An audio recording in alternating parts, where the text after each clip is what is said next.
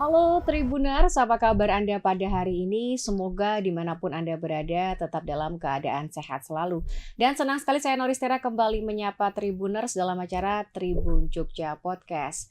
Tribuners, pada hari ini kita akan membahas tema mengenai peningkatan ketenaga kerjaan dan SDM di Kabupaten Bantul, tantangan dan peluang. Tentunya untuk membahas tema kita pada hari ini sudah hadir di studio narasumber kita yang luar biasa, Bu Istirul atau biasa disapa Bu Tirul. Beliau adalah Kepala Dinas Tenaga Kerja dan Transmigrasi Kabupaten Bantul. Bu Tirul, apa kabar? Baik, Mbak. Sehat. Alhamdulillah Semangat sehat. ya, Bu ya. Semangat luar biasa. Luar biasa. Matur nuwun Ibu sudah meluangkan waktunya untuk hadir pada podcast hari ini. Nah, kita mau berbicara tentang peningkatan ketenaga kerjaan dan SDM di Kabupaten Bantul. Sebelum nanti kita membahas lebih jauh bagaimana kemudian peningkatan ketenaga kerjaan di Kabupaten SDM di Kabupaten Bantul, saya mau bertanya terkait dengan bagaimana visi dan misi Dinas Tenaga Kerja dan Transmigrasi Kabupaten Bantul dalam mempersiapkan tenaga kerja.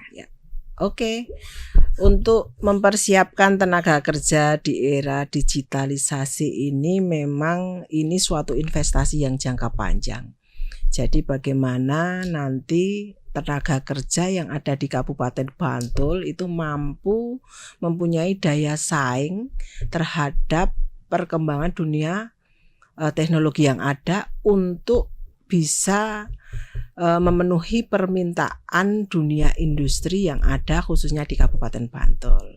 Jadi memang kami di Dinas Tenaga Kerja mempersiapkan ini mulai dari jangka pendek ini kita sudah melakukan berbagai macam program untuk mendukung bagaimana kita bisa mempersiapkan tenaga kerja yang mempunyai daya saing yang luar biasa nanti ke depannya. Seperti itu, Mbak. Untuk program-programnya seperti apa ini, Bu? Untuk program-programnya kita tentunya akan mempersiapkan mulai dari SDM internal kita. SDM internal kita di mana sekarang sudah banyak anak-anak yang masuk kerja di pegawai negeri sipil, di ASN, aparatur sipil negara itu sudah masuk pada generasi Z. Ya, di mana mereka sudah kemampuan terhadap digital itu sudah luar biasa.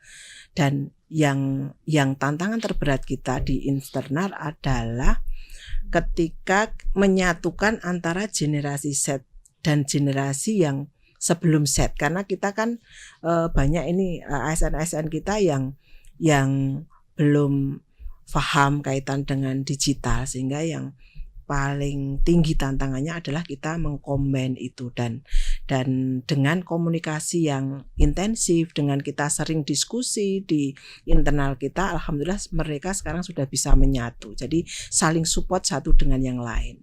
Itu kemudian kaitan dengan yang pihak eksternal. Pihak eksternal kita membangun kolaborasi semua dengan stakeholder. Kita pengennya masyarakat juga terkait dengan pelayanan yang dilakukan di Dinas Tenaga Kerja itu sudah mulai kita menggunakan digitalisasi. Bagi masyarakat itu sekarang sudah bisa mengakses pelayanan-pelayanan yang ada di Dinas Tenaga Kerja, mulai dari kartu AK1 atau yang kalau dulu disebut kartu kuning, kemudian pelayanan hubungan industrial, bahwasanya sekarang sudah kita konekkan dengan aplikasi-aplikasi yang ada di dinas kami, seperti itu. Kalau melihat ini SDM di Kabupaten Bantul, seperti apa nih kalau menurut Bu Tirul? Ya, kalau SDM di Kabupaten Bantul, kalau kita melihat potensi kelulusan mulai dari universitas, kemudian lulusan SMA, SMK, SMP, itu yang terbanyak itu adalah lulusan SMA, SMK.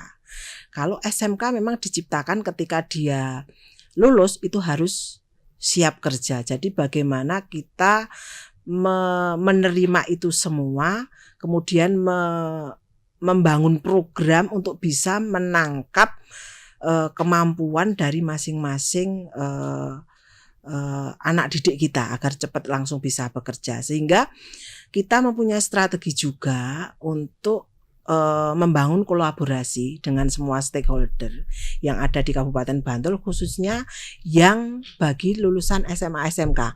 Kita ada namanya Paguyuban Bursa Kerja Khusus. Jadi di SMA SMK di Kabupaten Bantul itu sudah ada BKK-nya. Dan tugas penting dari BKK adalah menempatkan alumninya untuk bisa bekerja di dunia industri, baik di industri lokal maupun di tingkat nasional. Kemudian ketika mereka bisa menempatkan itu, akan terlibat kepada kita. Jadi kita bangun kolaborasi semua dengan stakeholder yang ada. Jadi bagaimana nanti semua stakeholder yang ada di Kabupaten Bantul itu bergerak bersatu padu untuk mewujudkan indikator kinerja utama kami, yaitu terkait dengan serapan tenaga kerja. Kita mempunyai branding di dinas, itu Bantul Bekerja.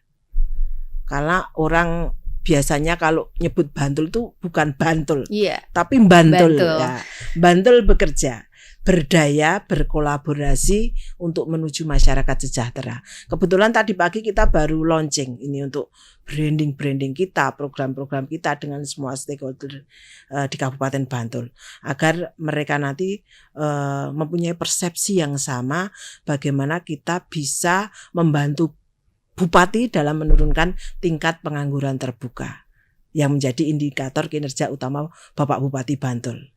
Seperti itu. Tadi dikatakan Bu Tirul kalau tantangannya di era digital terkait dengan teknologi begitu ya. Nah, selain itu tantangannya apa aja Bu? Selain di teknologi, tantangan yang dihadapi seperti apa Bu? Ya, jadi gini, kalau tantangan-tantangan yang dihadapi di kita di era Gen Z ini itu kita memahami bersama bahwa anak-anak Gen Z itu adalah anak dengan kreativitas dan inovasi yang luar biasa. Lah, untuk di Kabupaten Bantul sebenarnya lowongan kerja itu banyak sekali.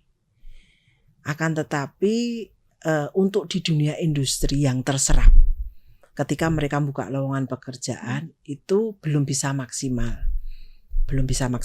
Artinya kita harus mulai mensosialisasikan terhadap Gen Z ini terhadap program-program yang dilakukan oleh dinas. Mungkin ada program penempatan tenaga kerja terkait lowongan-lowongan pekerjaan, kemudian program pelatihan dan produktivitas, dan kemudian kaitan dengan program hubungan industrial. Lah, Gen Z itu mungkin sekarang kerja online aja di rumah, gajinya gede kok, ngapain harus kerja di pabrik. Image kerja di pabrik itu merupakan prestis yang rendah menurut mereka. Mungkin seperti itu, sehingga mereka akan lebih tertarik kerja di sektor wirausaha mandiri dengan jualan online. Untuk membantu mereka itu kami juga melakukan pelatihan kaitan dengan digital marketing. Kemudian kita melakukan juga sosialisasi ke desa-desa untuk menumbuh dengan mengajak perusahaan, tentunya perusahaan-perusahaan yang buka lowongan kerja untuk menumbuhkan semangat bagi Gen Z juga. Oh, ternyata peluang kerjanya itu banyak toh. Tidak harus seperti itu. Kemudian ketika kita melaksanakan pelatihan, itu kita juga ada semacam pendidikan soft skill, ya, untuk menumbuhkan mentality dalam mereka bekerja nanti, mempersiapkan mereka, karena keluhan dari teman-teman di industri yang ada, baik di lokal maupun di skala yang lebih luas lagi, itu budaya kita itu lebih ke arah elailu atau wong Jawa, mela-melu gitu loh. Jadi terbanyak izin. Nanti kalau ada hajatan izin, kalau ada apa izin lagi lah, itu yang kadang mungkin produktivitas mereka yang agak kurang bisa maksimal tercapainya. Sehingga kita di dalam setiap program pelatihan yang kita lakukan, kita kan punya balai latihan kerja, Mbak, yang di situ nanti akan melatih berbasis kompetensi. Ketika kita latih, kita link and match dengan dunia industri, kemudian kita salurkan ke perusahaan-perusahaan yang ada. Nah, itu kita kasih pendalaman terkait dengan mentality. Bagaimana anak-anak kita ben tidak tergiur dengan prinsip Elaelu tadi. Biar mereka juga ada semacam kedisiplinan dalam bekerja itu, dan ini sudah kita lakukan. Bahkan narasumber-narasumber yang kita undang dalam setiap pelatihan itu ada yang dari narasumber luar, ada dari Kodim, dari mana-mana, yang itu tujuannya untuk menumbuhkan semangat kerja bagi mereka. Seperti itu. Oke, tadi kita sudah bicara terkait dengan tantangan. Nah, terkait dengan peluangnya sendiri yang bisa dioptimalkan oleh dinas untuk meningkatkan kompetensi SDM di Bantul seperti apa, Bu? Oke, jadi kita sekali lagi ada yang kita mempunyai unit pelaksana teknis ya Mbak, di Balai Latihan Kerja. Lah, tahun 2022 kita serahkan, Pak Bupati menyerahkan aset kaitan dengan tanah dan gedung ke Kementerian Ketenagakerjaan. Jadi kita memandang pelatihan yang kita laksanakan ini di kami itu belum bisa mengikuti perkembangan teknologi yang ada. Ya, kita peralatan pelatihan kami masih jadul-jadul. Sehingga kalau kita mengandalkan anggaran pendapatan belanja daerah, tentu saja anggaran pendapatan belanja daerah itu kan dijereng-jereng untuk tidak dinaker tok. Lah, itu saya rasa akan membutuhkan waktu yang lama. Sehingga kita ada peluang untuk menyerahkan itu untuk balai latihan kerja kita itu menjadi balai pelatihan vokasi dan produktivitas yang nanti itu akan dikomandani oleh Kementerian Ketenagakerjaan. Sehingga nanti pelatihan-pelatihan yang ada di situ itu akan bisa menciptakan tenaga kerja yang mempunyai jiwa bersaing dengan dunia industri yang ada. Karena di situ nanti rencananya itu setelah mereka dilatih, ya toh, di situ ada kios 3-in-1 nanti. Di situ dilatih, kemudian uji kompetensi, kemudian langsung link and match dengan dunia industri. Jadi pelatihannya itu nanti akan mengakomodir kebutuhan-kebutuhan industri yang ada, baik di tingkat lokal maupun nasional. Sehingga nanti itu saya rasa ketika mereka akan beroperasi penuh, ini baru dalam taraf pembangunan, Mbak. Lah, nanti yang merasakan manfaatnya tidak hanya masyarakat Bantul. Jadi nanti seluruh Indonesia akan bisa berlatih di situ. Artinya apa? Multiplier effect dengan adanya itu akan berdampak luas di perekonomian yang ada di Kabupaten Bantul. Harapan kita seperti itu. Dan tenaga-tenaga yang dicetak itu sudah akan langsung disalurkan. Kayak kemarin kita pernah studi komparasi di Bandung. Itu punya BVVP Kemenaker. Jadi mereka sudah ada MOU dengan misalkan pelatihan otomotif. Mereka sudah punya MOU dengan Mitsubishi, dengan Toyota. Sehingga nanti anak-anak yang dilatih di situ langsung terserap di dunia industri itu yang ada. Lah, pinginnya kita di seperti itulah. Ini baru dalam taraf proses pembangunan. Mudah-mudahan nanti kalau memang sudah real dan beroperasi, itu tenaga kerja yang akan melamar pekerjaan itu bisa langsung ikut pelatihan di situ, kemudian langsung disalurkan. Itu yang peluang yang ada, peluang ketika kita terkait dengan pembentukan balai pelatihan vokasi dan produktivitas yang ada di Kabupaten Bantul seperti itu. Nah, ada nggak sih kalau dari dinas Bu terkait dengan program khusus yang fokus pada pengembangan soft skill? Ya, kalau program-program yang terkait dengan soft skill selama ini itu khususnya kita ke pelatihan tadi. Jadi pelatihan yang kita kembangkan itu adalah pelatihan-pelatihan yang memang di dalamnya ada kurikulum untuk peningkatan mentality dari tenaga kerja yang akan kita salurkan di dunia industri. Kemudian terkait dengan soft skill ini kita juga selalu berdiskusi dengan Provinsi DIY kaitan dengan Dinas Pora Pemuda dan Olahraga, dan juga kaitan dengan Dikmenov ya, di pendidikan menengah ya, kalau di provinsi itu kita sudah pernah kasih kita diskusi sama beliau-beliaunya bahwasanya bisa ndak kira-kira kurikulum yang ada di SMA, SMK itu atau ada di SMP atau yang lainnya itu kita masukkan untuk pendidikan karakter bagi anak didik kita itu. Nah, itu baru pada proses diskusi, mudah-mudahan ini nanti kita membentuk apa yang namanya TKDV, tim kerja vokasi daerah, yaitu nanti melibatkan seluruh stakeholder kaitan dengan pelatihan. Sehingga nanti kurikulum yang kita latih itu juga sudah dapat masukan-masukan dari semua stakeholder yang ada lah. Kita usahanya baru seperti itu Mbak, kaitan untuk peningkatan soft skill dari tenaga kerja. Jadi kita membangun komunikasi yang aktif dengan semua stakeholder, terutama yang kaitan dengan pendidikan bagi anak didik kita baik tingkat SMP maupun SMA, SMK. Kalau yang menjadi kekhawatiran bagi para pekerja muda atau Gen Z yang baru aja kerja di dunia kerja, khususnya di Bantul ini, apa Bu yang menjadi kekhawatiran mereka? Kalau sebenarnya gini, kalau Gen Z itu pendapat saya memandang kan mereka sangat inovatif, kreatif. Mereka pinginnya kerja dengan gaji tinggi ya. Nah, kemungkinan kalau kita melihat UMK di Kabupaten Bantul itu kan UMK-nya sekitar 2,236, 2.236.000 lah. Kalau dia kerja online itu sekali dia kerja kan kalau di total penghasilannya mesti lebih dari 5 jutaan. Lah kalau melihat seperti itu, yang dikhawatirkan kerja ketika mereka di industri kan pasti upah yang mereka khawatirkan, ya kan?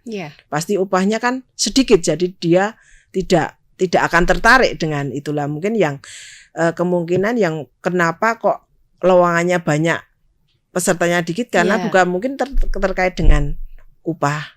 Padahal kalau dihitung-hitung sebenarnya ya Mbak, kalau dia kerja online ya oke lah.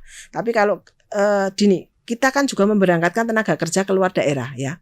Ada ke Komplek Batamindo dan mereka gajinya kan UMK di sana 4,5. Kita UMK-nya 2,36. Sama-sama bekerja di dunia industri, banyak yang memilih ke Batam. Kenapa? Kalian melihat gajinya 4,5. Padahal kalau dihitung-hitung biaya hidup di sana kan juga tinggi. Sana sekali makan 50.000. Kita 10.000 masih bisa loh. Lah ini tantangan kita untuk bisa bagaimana menjelaskan. Oke, kerjaan ini Bantul, perusahaan di Bantul itu kan banyak Mbak.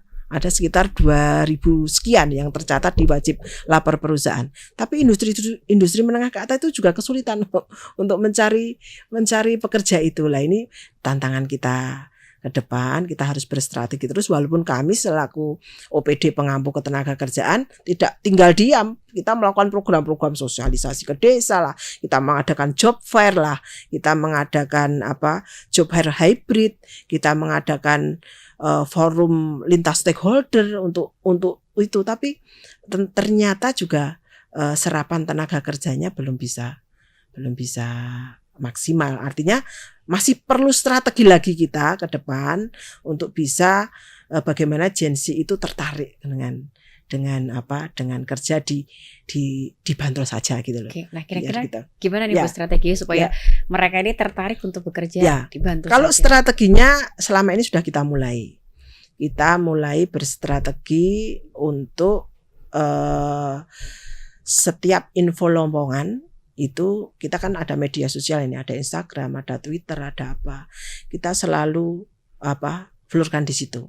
Kita kadang melalui teman-teman pengantar kerja selalu live Instagram dengan teman-teman Gen Z itu biar mereka juga mengikuti kita. Kemudian kita juga melakukan sosialisasi ke desa-desa dengan mengajak perusahaan maupun kita menginformasikan aplikasi-aplikasi yang bisa diakses masyarakat.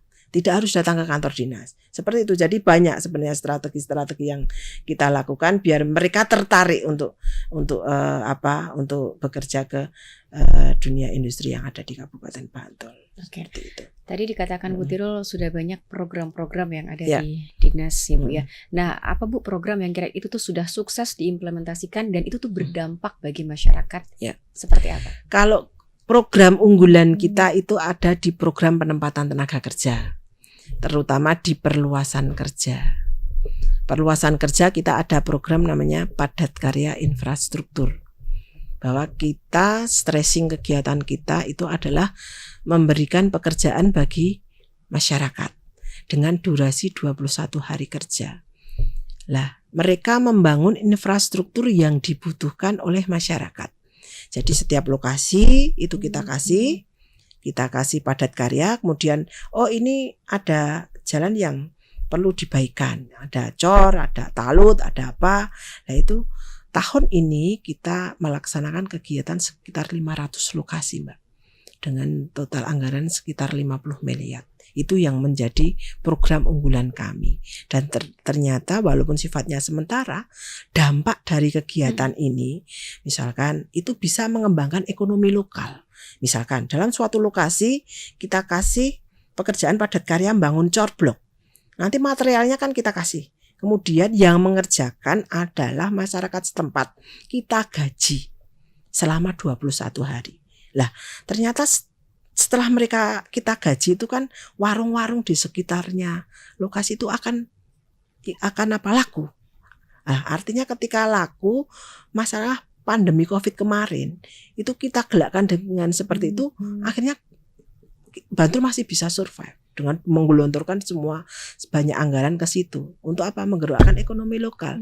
Nanti akses jalan ke tempat-tempat yang lebih penting, ke pasar, ke apa itu juga bisa lancar. Jadi memang program unggulan kami untuk itu adalah di satu itu juga program penempatan tenaga kerja, di mana kita memberangkatkan tenaga kerja di antar daerah. Itu artinya kita memberangkatkan kerja ke yang selama ini kita ke Batam, juga ke Kepulauan Natuna. Kemudian antar kerja lokal kita memfasilitasi untuk bisa bekerja di perusahaan-perusahaan di Kabupaten Bantul dan sekitarnya, dan ke antar kerja antar negara. Jadi saudara-saudara kita itu banyak yang tertarik juga pergi kerja ke luar negeri di sektor formal. Lah, cuma mumpung di sini saya di podcast menginformasikan bagi saudara-saudara kita yang pengen kerja ke luar negeri, tolong datang ke kami dulu. Jangan sampai nanti tergiur dengan gaji yang tinggi, akhirnya nanti di sana cuma kapusan itu. Jadi tolong mumpung saya ada ini, nanti tolong komunikasi dengan kami kalau ingin kerja di luar negeri. Jadi programnya kita itu ke arah penempatan tenaga kerja, keperluasan kerja. Ya. Oke, mungkin juga ini banyak anak-anak muda atau tribuners yang tadi tertarik pengen bekerja di luar negeri. Nah, itu gimana Bu mendatangi ke dinas? Lalu apa Bu, kira-kira apa yang persyaratannya seperti apa, atau skill apa yang mereka harus mereka punya gitu? Ya, kalau pemberangkatan kerja ke luar negeri itu kita mempunyai 2 sistem. Yang pertama melalui perusahaan penempatan pekerja migran Indonesia. Kemudian yang kedua melalui program G2G. Kalau melalui program G2G itu bisa daftar mandiri ke BP3MI, atau kalau di pusat BP2MI dan BP3MI. Kalau di daerah BP3MI, kalau di pusat BP2MI. Nah, itu udah ada aplikasinya, Mbak. Nanti kalau daftar di sana syarat-syaratnya itu sudah langsung bisa. Anak-anak langsung bisa mengetahui apa yang harus dimasukkan di dalam persyaratan itu. Kemudian kalau melalui P3MI, tolong nanti datang ke dinas dulu. Karena kita punya rekomendasi perusahaan pekerja migran, kalau dulu namanya PJTKI. Itu yang memang benar-benar bisa dipertanggungjawabkan. Jangan sampai banyak terjadi kasus yang seperti itu. Jadi tahu-tahu kalau kita sudah ada kasus, diiming-imingi kerja ke Arab Saudi, jadi sopir, ternyata di sana dibohongi, akhirnya mau pulang enggak punya duit. Kemudian baru istrinya datang ke kantor dinas minta solusi. Lah kami kita cari solusi ya. Dulu yang memberangkatkan agennya mana? Tolong ke sana dulu. Jadi memang ada kasus-kasus yang seperti itu. Jadi tolong terkait persyaratannya mudah, biasanya setiap industri punya kualifikasi sendiri-sendiri nanti untuk persyaratan. Seperti itu. Oke. Kalau menurut Bu Tirul sendiri Bu ya, seberapa penting sih Bu kolaborasi antara dinas dan sektor industri untuk menciptakan lapangan kerja yang relevan dengan kebutuhan pasar saat ini Bu? Ya, kolaborasinya sangat penting. Ketika kita tadi kita sebutkan bahwa IKU kami adalah terkait dengan serapan tenaga kerja. Jadi kolaborasi antar stakeholder, baik itu perusahaan, baik itu bursa kerja khusus, baik P3MI, baik masyarakat, itu menjadi sesuatu yang sangat penting bagi kami. Karena program pemerintah itu tidak bisa jalan tanpa adanya 3 pilar utama ini. Masyarakat, pemerintah, sama dunia swasta. Artinya semua kita harus berkolaborasi bersama-sama untuk mewujudkan indikator kinerja utama yang ada di dinas. Kalau satu ini tidak sungguh-sungguh, ya kita tidak akan bisa jalan semua ini program pemerintah yang ada. Itu, Mbak. Oke. Nah, di bawah kepemimpinan Bu Tirul ya Bu ya, apa sih Bu prestasi yang paling signifikan yang telah dicapai oleh Dinas Tenaga Kerja dan Transmigrasi Kabupaten Bantul dalam beberapa tahun terakhir? Ya. Kalau prestasi-prestasi di tataran Pemkab, pemerintah kabupaten, yang jelas karena indikator kinerja utama kita itu kan tertuang di dalam rencana pembangunan jangka menengah.